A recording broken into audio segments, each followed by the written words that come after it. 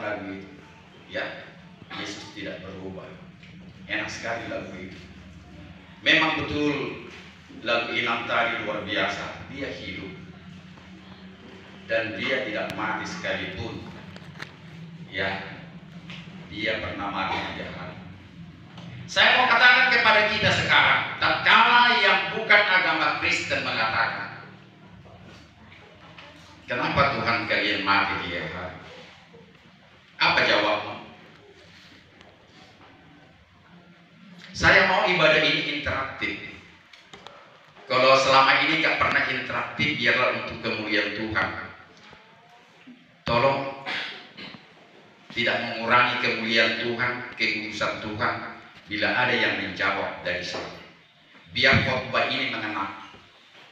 Saya lebih suka begitu daripada bohong, termasuk menyanyi bohong, tapi bukan di situ hati. Saya memang cenderung kepada gereja-gereja karismatik, bernyanyi luar biasa, tidak lipat tangan, lagu-lagu memuji Tuhan. Terlepas kita banyak yang tidak seiman dengan iman seorang karismatik. Saya juga melayani di karismatik, bukan saya harus menjadi seorang karismatik. Amin. Amin. Jadi tolong jawab saya dengan singkat. Apa jawaban saudara tatkala yang bukan seorang Kristen menjawab, mengapa Tuhan mati 3 hari?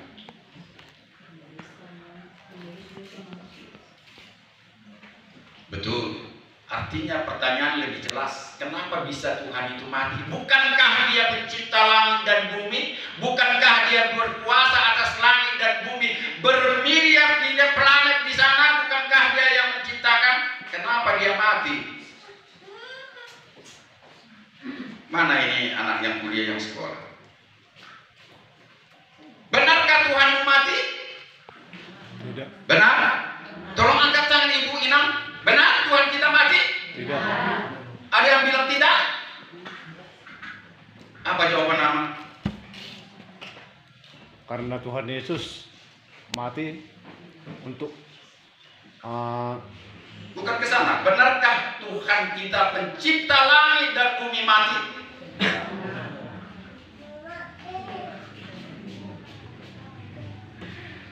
Saya lanjut. Disinilah banyak orang Kristen, hanya namanya Kristen. Maka itu saya berdoa, Tuhan, ungkapkan kebenaran kepada orang-orang tua saya yang sudah kepala 7. Selama ini Kristen yang tidak mengerti siapakah yang mati itu. Sebelum saya jawab, juru selamatmu siapakah? Pencipta langit dan bumi kah atau orang lain? Itukah juru selamatnya? Ada yang mengatakan tidak? Berarti semua ya? Saya tidak doakan ibu bapak Inang Amam ke neraka besok kalau jawabannya demikian. Saya tidak doakan. Berapa tahun kita Kristen tidak memahami siapa Yesus itu. Who is Jesus Christ? Dan kita dah di mana? Minggu tiap minggu mungkin tidak pernah absen. Pertanyaan yang sama banyak demikian, termasuk anak-anak sekolah. Tuhanku mati 3 hari. Tuhan itu siapa? Pencipta langit dan bumi. Siapakah juru selamatku? Ya pencipta langit dan bumi. Di mana arti saudara Inang Amam membaca firman Tuhan selama ini? Pendidikan, learning dan sebagainya. Apa yang diajarkan di sana? Saya harus dengan keras mengajarkan kalian. Kalau nanti terdapat kesalahan, renungkan dulu, jangan mengatakan saya salah.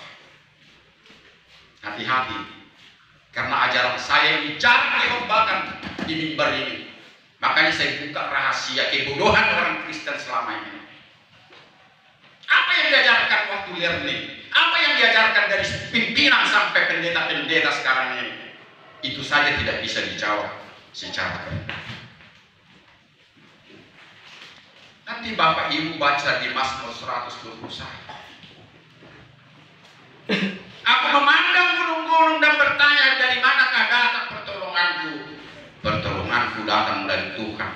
pencipta langit dan bumi.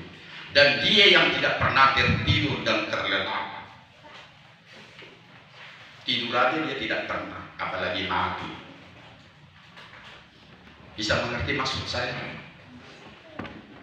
Maka itu orang Israel mengatakan Dia apa? El Gibor, Elohim Gibor, Tuhan jaya dan perkasa. Tuhan itu tidak perlu makan dan minum, tidak perlu beristirahat. Dia perkasa.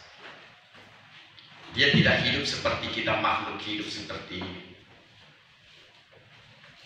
Banyak orang Kristen gagal fokus mengenal Tuhannya dan juru selamat. Ibadah sekarang ini dengan tegas saya katakan beda Tuhan dan juru selamat. Beda anak manusia dengan Tuhan. Kalau dikatakan anak manusia, Yesus sebagai seperti saudara dan saya, tidak ada ubahnya. Tetapi Dialah pencipta langit dan bumi, karena Dia dari kala Tuhan, daharnya Tuhan, firman-Nya Tuhan yang hidup. Memang Dia adalah Elohim, Tuhan 100%, manusia 100%. Maka anak-anak sekolah jangan pernah katakan Tuhan mati. Yang mati juru selamatmu yaitu Yesus. Amin. Amin. Amin. Boleh tepuk tangan di gereja ini? Tepuk tangan buat Tuhan, jangan sama saya. Silakan. Saya tahu gereja HKI semakin diperbaharui. Saya tahu. Semakin bebas beribadah. Kita tidak dikungkung dengan ortodoks, lipat tangan terus sampai aman inang, terkadang biar dilihat bohong kepalanya sampai ke meja itu, sampai ibadah selesai dia tidak tahu. Tetapi kalau kita lihat di gereja-gereja karismatik itu luar biasa. Belum lagi saya membuka rahasia Mazmur 150, segala yang bernapas biarlah memuliakan Tuhan dengan tari-tarian dan gambus, dengan seruling dan kecapi yang berdentang berdenting. HKI, kalau di HKI kami terkadang ada gondang di situ, pakai gondangnya HKI Kota Medan. Semakin kita pakai, tetapi gereja tetangga kita mulai bikin alat-alat. Ada gitar cuma dipajang, ada gitar, ada saxophone, ada band apa gini. Tahu Mang Inang latar belakangnya kenapa dipajang di situ? Artinya gereja kita akan siap seperti beribadah, seperti ibadah karismatik yang bebas memakai kuning-kuningan apapun. Karena Mazmur 150 meminta kita memuji memuliakan Tuhan dengan segala bunyi-bunyian. Ajaran ortodoks seolah-olah gitar itu hanya di lapo tua. Untuk lapo tua itu. Jadi saya mau katakan dari lagu Inang tadi, Tuhan itu hidup dan Tuhan itu akan datang, betul. Jadi kalau Dia hidup, kenapa kita berdoa? Ya, atau kenapa kita berkomunikasi dengan Tuhan itu dengan kita setting? Artinya ditulis dulu, baik melalui khotbah maupun lewat doa dan sebagainya. Bahkan doa berkat pun harus dibaca. Kalau saya mengatakan itu sudah mantra itu. Tuhan kita patut kita baca. Tuhan kita itu hidup berarti tidak cukup dengan kata-kata yang bagus yang mati kita baca kepada Dia. Bayangkan kalau doaku, khotbahku, orang yang mendengar, itu aja kata-katanya. Saya kira jawabannya bosan. Tidak ada kata lain. Kalau kita baca dalam ratapan 3, Tuhan itu sangat baik. Dia memberikan rahmatnya selalu baru setiap pagi. Adung-adung di Jeremia, ratapan kalau dalam Alkitab. Ayat 3 ayat 22-23 selalu baru, tak Tapi kenapa sama Tuhan kita tidak memberikan Tuhan yang hidup itu hal yang baru, ibadah yang baru? Kenapa ibadah yang kaku? Jangan cepat menilai saya seolah-olah saya aliran karismatik atau aliran sesat. Tidak. Aliran saya adalah aliran Roh Tuhan yang hidup dan Tuhan itu hidup. Makanya selalu saya berbaharui. Dan setiap saya melayani, saya melihat tidak kaku, tidak harus begini, tidak harus begini. Sama Tuhan jangan pakai persyaratan. Itu yang saya simak tadi, Inang. Tuhan itu hidup, diulangi, Tuhan itu hidup betul. Dan yang kedua, Inang, tadi lagunya ada kata-kata. Oh bukan ya, nyanyi kita tadi, upasahan matu Yesus. Apa? Saya serahkan diri saya. Apa betul? Apa betul? Kalau kita sudah menyerahkan diri sama Dia, tergantung Tuhan mau nggak menerima kita. Kalau kita sudah percaya kepada Dia, tergantung Tuhan. Diakah yang membuat kita percaya atau kita sendiri? Kalau usaha kita percaya sama Dia, pastilah gagal. Kalau kita mengikut Dia bukan karena panggilan Dia, pastilah gagal. Karena memang harus Dia yang memanggil dan memilih kita barulah berhasil. Amin. Amin. Jadi itulah lagu tadi saya menangis juga sedikit. Upasahat diriku. Memang agak kaku kalau saya di bahasa Batak. Saya serahkan hidup. Suka-sukamu Tuhan. Sanggupkah kita mengatakan itu? Di bilik perhubasan saya lanjut pertanyaan tadi. Kenapa tidak bisa lengket? Bagaimana firman itu bisa lengket? Pertama saya jawab, apa dikatakan Yesus pada khotbah di bukit? Berbahagialah orang yang suci hatinya, kudus hatinya, karena mereka lah yang melihat Tuhan. Arti melihat Tuhan adalah merasakan betul-betul bahwa Tuhan bekerja dalam banyak hal, dalam perjalanannya, dalam dagangannya, dalam kesehatannya, dalam penyembuhan, dalam segala hal, termasuk yang baik dan buruk. Hanya orang kudus, hanya orang suci lah yang bisa mengatakan ini dari Tuhan. Ini dari Tuhan. Kalau saya tanyakan nanti mungkin banyak yang salah, karena banyak orang menjawab salah. Kalau saya tanyakan, dari manakah datangnya yang baik? Semua menjawab pasti dari Tuhan. Sebaliknya saya tanyakan, dari manakah datangnya yang buruk? Jawabannya, dari diri sendiri cukup? Cukupkah? Berhenti sampai di situ?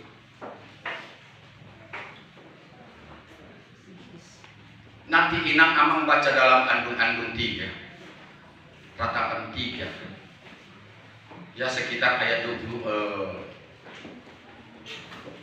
setelah ayat 23 kalau nggak salah ada di ayat 28, tapi di Andung-Andung 3 itu, bahwa yang baik dan buruk berasal dari buruk. Jangan pernah kambing hitam akan iblis. Ya, tatkala sakit, tabrakan, gagal, dagangnya nggak laku, ini pekerjaan iblis. Banyak orang Kristen keliru. Tuhan terkadang memberikan kegagalan, baik dalam studi, pekerjaan dan sebagainya, termasuk pemilihan kepala desa yang sekarang ini menjadi bumerang di semua desa seluruh Indonesia, termasuk Haunatas ini. Walaupun saya tidak tahu persis, karena saya sudah buktikan menjadi percekcokan dan menjadi tidak damai sejahtera setiap desa di seluruh Indonesia.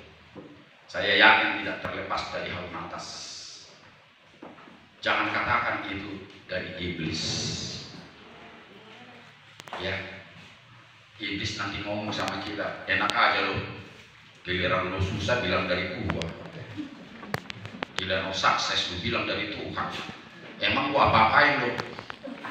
Gua juga nggak kenal sama lo siapa sih. Jangan kita ikuti